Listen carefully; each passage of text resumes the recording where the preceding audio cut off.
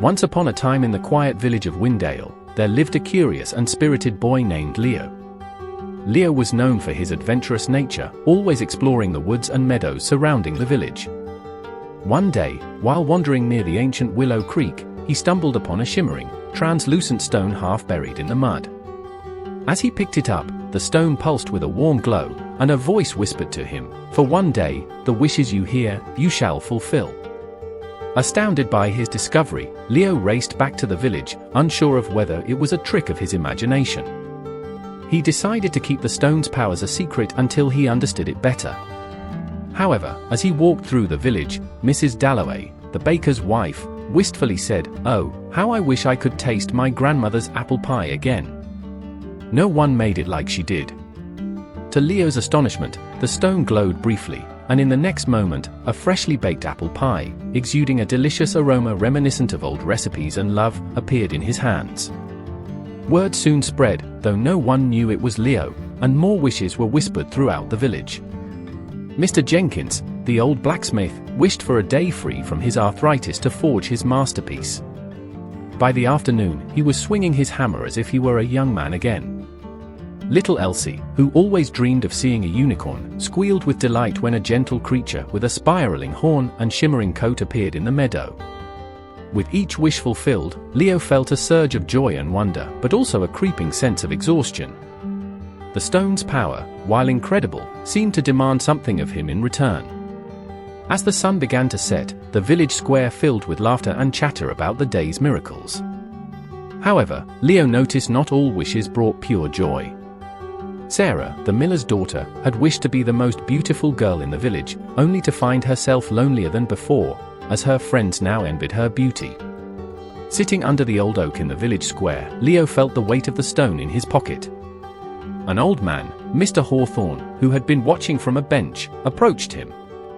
"It's quite a responsibility to hold such power, isn't it, young man?" he asked, his eyes twinkling with a knowing light. Leo nodded, feeling weary. "How did you know it was me?" "Ah," Mr. Hawthorne smiled, "I've lived long enough to notice when extraordinary things happen around ordinary folk. Tell me, what have you learned from this day?" Leo thought about the happiness he had seen, the unintended consequences, and the complexity of human desires. "I learned that everyone has wishes, but fulfilling them doesn't always bring them happiness.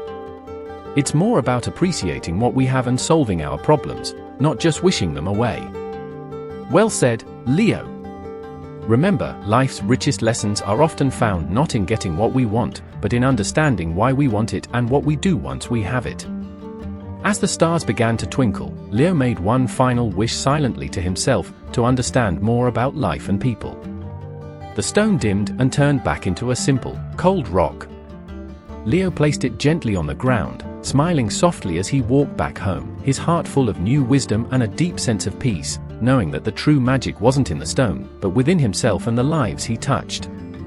As Leo walked home under the starlit sky, his mind buzzed with the day's experiences. The village of Windale, usually so predictable, had transformed magically, all because of a mysterious stone and the wishes it had granted. Yet, with the stone's power exhausted and the night drawing in, Leo felt a deep sense of relief mingled with curiosity about the broader implications of his actions. Over the next few days, the village returned to its usual rhythm, but the echoes of that wondrous day lingered in the air. People still talked about the miracles, and though some were grateful, others seemed reflective, perhaps even regretful, about their wishes. Leo noticed these changes as he moved around the village, observing and interacting with those whose wishes he had fulfilled. Mrs. Dalloway, who had tasted her grandmother's apple pie, came to visit Leo one afternoon. With a basket of freshly baked muffins, she sat down at Leo's kitchen table.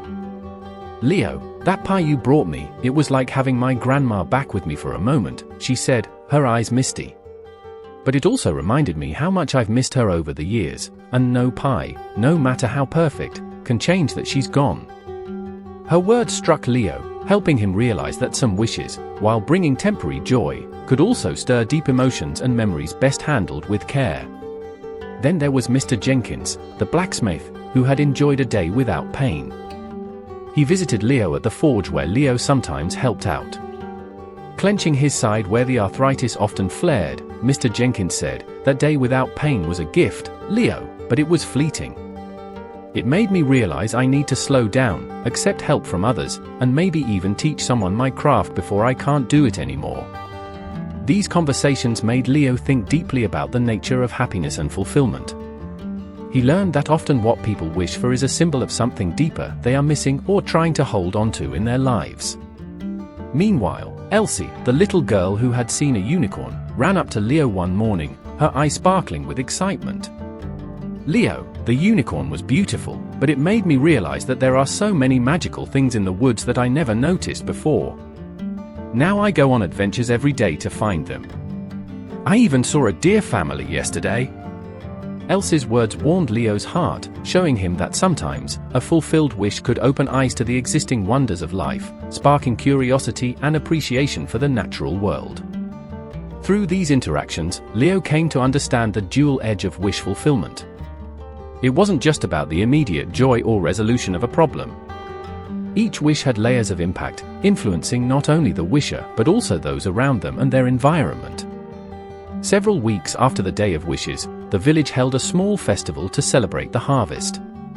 As Leo watched his neighbors dancing, sharing food, and laughing together, he realized that the true magic of that day lay not in the supernatural fulfillment of desires, but in the community coming together, sharing their hopes and dreams, and supporting each other through their realizations and revelations. Standing on the edge of the dance floor, Leo felt an overwhelming sense of connection to his village and its people. He had learned that life was about more than just solving problems or granting wishes. It was about understanding, compassion, and growth. Leo smiled, knowing that while the stone's magic was gone, the lessons it taught would guide him for the rest of his life. Thank you for watching. Please let us know if there's anything in particular you're interested in watching. If you like our videos, please subscribe and share it with your friends. Also, if you want more, just click on these videos.